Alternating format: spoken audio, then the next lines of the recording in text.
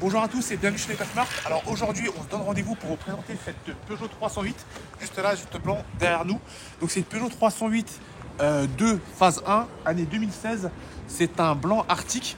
Donc la couleur blanche, c'est pas la couleur blanche d'origine comme les voitures de société. C'est vraiment une vraie couleur. Donc c'est la blanche arctique, comme elle l'appelle chez Peugeot. Donc on va faire un petit peu le tour avec vous. Donc elle est équipée de feux LED juste ici. Venez avec moi faire le tour.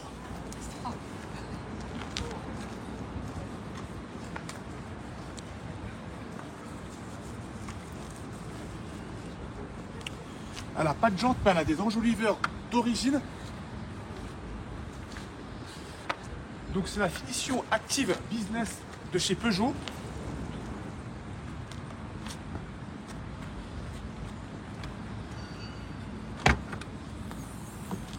En plus de ça, elle possède un grand coffre. J'ai pas le volume, mais il y a franchement c'est le gabarit qui permet de mettre au moins 2 bagages en soute. Elle a déjà son kit de sécurité à l'intérieur avec le gilet et le triangle. Donc on continue le tour. Donc comme moteur, c'est un moteur 1,6 litre Blue HDI 100 chevaux, donc diesel.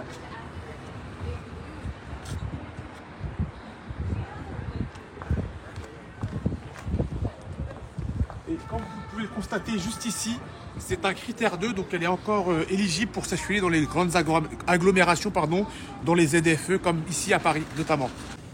Donc là, comme vous pouvez le voir, au niveau des places arrière, on est plutôt bien installé au niveau de l'espace pour les genoux, ainsi que l'espace sous plafond. Moi qui fais 1m82, franchement, je suis plutôt bien installé, même au niveau de l'espace qu'il y aurait si jamais on était 4 ou 5, au niveau de la largeur du véhicule. Il y a de quoi mettre un grand gabarit, il y a plutôt une bonne largeur d'épaule. Donc là, on peut faire un parcours à 4 ou à 5, une longue distance, sans forcément être gêné. Donc on a une boîte manuelle à 5 rapports, ainsi qu'un petit volant sport. C'est vraiment les tout petits volants de chez Peugeot qui sont vraiment très maniables pour faire un demi-tour, c'est plutôt agréable. Ils sont ajustables en hauteur ainsi qu'en profondeur. Il est préférable de mettre le volant bas afin justement d'avoir cette vision sur le tableau de bord. Quand on met le volant un peu plus haut, c'est vrai qu'on peut parfois être un peu caché au niveau des indications de vitesse, etc. Ici, on a tout ce qui permet de gérer donc les fenêtres. On a de quoi, les 4 fenêtres sont électriques, ça c'est sympa. De quoi gérer aussi les rétroviseurs qui sont électriques, ça aussi c'est sympa sur la finition Active Business. Chez Peugeot, c'est assez sympa parce que les jauges sont inversées. On a la jauge de vitesse qui est sur la gauche et la jauge de contour qui est sur la droite. Pareil pour la jauge carburant et pour la jauge de température du moteur. On a le carburant à gauche et la température du moteur à droite. Et donc on a un compteur numérique ainsi qu'un compteur digital, les deux à la fois. Donc c'est une voiture qui a 158 948 km mais qui a été très bien entretenue. Sort de chez LLD, chez Peugeot. Donc elle a eu la courroie de distribution refaite à 140 000 km. Et là on vient de changer les pneus et de faire la révision classique dans les 150 000. Donc tout est digital. Il n'y a pas beaucoup de boutons. C'est vraiment un modèle très épuré. Il y a juste un bouton ici pour la console centrale qui permet de gérer le son de l'autoradio. On a de quoi le dégivrage avant, le dégivrage arrière, les feux stop, les feux de détresse, de quoi renouveler l'air et le verrouillage et le déverrouillage des portières. Sinon, pour tout ce qui est climatisation, ça se gère à travers l'écran central. Donc là, on peut gérer la clim, mettre du chaud, mettre du froid, mettre la clim, la retirer, tout ce que l'on veut. On a pas mal de commandes. Peugeot, c'est vraiment très très bien fait pour un modèle de 2016, je trouve. Ça nous indique justement quand on est en sous-gonflage. On peut voir pas mal de choses avec l'ordinateur de bord. On peut savoir notre consommation et pas mal d'autres options. Pour la musique aussi, je trouve que c'est très bien fait. On a accès au Bluetooth assez facilement à travers cette autoradio. Le GPS est un petit peu obsolète maintenant. Malheureusement, il n'y aura pas la fonction CarPlay et la possibilité donc de mettre son GPS Waze en mirror screen. Mais en dépannage, ça peut très bien faire l'affaire. Et il y a de nombreuses options à explorer sur cette autoradio. Franchement, c'est vraiment un modèle qui a été bien pensé déjà pour l'époque. Et je trouve qu'aujourd'hui, il est encore d'actualité. On va faire un petit tour avec. Venez avec moi. Donc là, on se situe actuellement sur l'A86 où la circulation est plutôt fluide. Donc on a traversé Paris, on a pris le périph', on est sorti de Paris. On a pu rouler assez confortablement dans cette Peugeot 308. Ce qui est bien avec cette voiture, c'est que le régime moteur n'est ni trop élevé ni trop bas en ville. Ce qui veut dire qu'on peut rouler assez aisément en troisième en ville.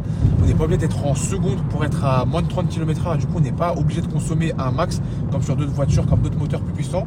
Là, sur la 86, on peut monter aisément à plus de 100 km/h sans justement avoir un régime moteur trop élevé, ce qui est plutôt agréable. Une fois qu'on est en cinquième, en fait, on n'a plus besoin de toucher à la boîte de vitesse. Et là, ça se conduit vraiment comme une boîte auto, que ce soit pour faire des reprises, pour faire des dépassements, quoi que ce soit. Il suffit d'appuyer sur la pédale. Elle a plutôt pas mal de reprises, elle a pas mal de couples, cette voiture, même pour un moteur 100 chevaux, je trouve. Et en termes de consommation, on est plutôt pas mal. Regardez là, par exemple, là, la consommation qu'on a eue, seulement 5 litres au 100, donc c'est plutôt économe. Donc c'est vraiment un véhicule polyvalent que je recommande vraiment pour tout type d'usage, que ce soit pour la route ou pour l'autoroute. Je trouve que les 100 chevaux, c'est vraiment ce qu'il faut pour ce véhicule. C'est ni trop peu, ni pas, ni trop. C'est vraiment ce qu'il faut. C'est économe et c'est assez souple. Ça offre justement un certain agrément de conduite. On ne se sent pas limité par ce véhicule. C'est vraiment ce qu'il faut pour ce véhicule. C'est vraiment la motorisation adaptée à ce véhicule. Alors là, nous sommes actuellement sur le périphérique. Il y a aussi une fonction qui est assez sympa sur le véhicule, c'est qu'on a le limiteur de vitesse. Là, on se met à 74 km/h pour être sûr de ne pas se faire flasher. Donc c'est assez sympa. On a aussi le régulateur de vitesse comme ceci. Quand on part en vacances, ça peut être bien. On se met à 110, on retire le pied de l'accélérateur et là, par exemple, hop, ça accélère tout seul. C'est vachement cool pour les longs trajets, les longues distances. Donc c'est vraiment un véhicule qui est adapté à tout type d'usage. Notamment les longs trajets, on ne sent pas beaucoup la route et les sièges sont assez confortables. Et je n'ai pas forcément de douleur au dos quand on prend un dos d'âne ou quoi que ce soit, c'est sympa. Donc comme je vous le disais, c'est un moteur 1,6 Blue HDI de chez Peugeot. Il y a donc besoin d'ajouter de l'additif anti-pollution AD Blue pour démarrer. Cet additif vient se mélanger au carburant afin de limiter les émissions de CO2. Sur la plupart des véhicules, on a le réservoir de carburant ainsi qu'ici une autre petite trappe pour y mettre la AD Blue. Sur la Peugeot 308, c'est pas ici que se trouve la trappe à AD Blue.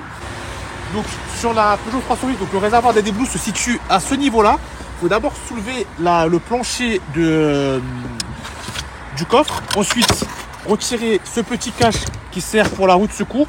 Et juste ici, comme vous pouvez le voir, il y a un premier bouchon qu'il faut dévisser. Donc, je ne sais jamais c'est dans quel sens d'ailleurs. Voilà. Et ensuite, un second bouchon aussi à dévisser. Et juste là, on a le réservoir d'AD Blue que l'on va donc remplir. On prend le pistolet d'AD Blue. Donc là, on est dans une station Total, une des rares stations Total qui propose directement de l'AD Blue où on peut se servir au pistolet. La plupart des stations Total proposent des bidons d'AD Blue de 5 ou 10 litres afin de recharger donc son réservoir d'AD Blue. Alors, est-ce que le fil sera assez long? Oui, super. Donc là, on met le pistolet dans la cavité et on va remplir seulement 5 ou 10 litres suffisent. Pourquoi? Il ne faut jamais remplir ce réservoir à ras-bord parce que l'AD Blue c'est un liquide. Écoute, comme le ça marche. Comme comment on appelle ça, le liquide lave-glace, c'est un liquide qui peut avoir tendance à cristalliser lorsqu'il fait froid dans des températures négatives. Là actuellement, heureusement pour nous, il fait assez doux, donc on n'aura pas ce problème. Mais s'il fait trop froid, le fait que le liquide cristallise, cela peut boucher le système d'AD Blue et puis ça peut provoquer la panne du véhicule. Et à ce moment-là, il faudra complètement vidanger le réservoir d'AD Blue afin de pouvoir redémarrer. Donc le liquide AD Blue, c'est vraiment un liquide indispensable pour ce véhicule. Lorsqu'il n'y a plus d'additif AD Blue, le système se met en verrouillage, on ne peut plus démarrer. Et le système nous demandera donc de remettre de l'AD Blue. Et généralement, 5 à 10 litres suffisent pour rouler une dizaine de milliers de kilomètres. Donc là, ça y est, on vient de remplir notre réservoir d'AD Blue. On a mis seulement 5 litres comme c'est préconisé. Et regardez le prix, seulement 3,35 € les 5 litres. 0,66 € le litre. Si seulement l'essence pouvait être à même prix. Donc vous l'aurez compris, cette Peugeot 308, c'est vraiment la voiture idéale. Elle est adaptée à tout type d'usage, que ce soit au trajet court comme au trajet long, en ville comme sur autoroute.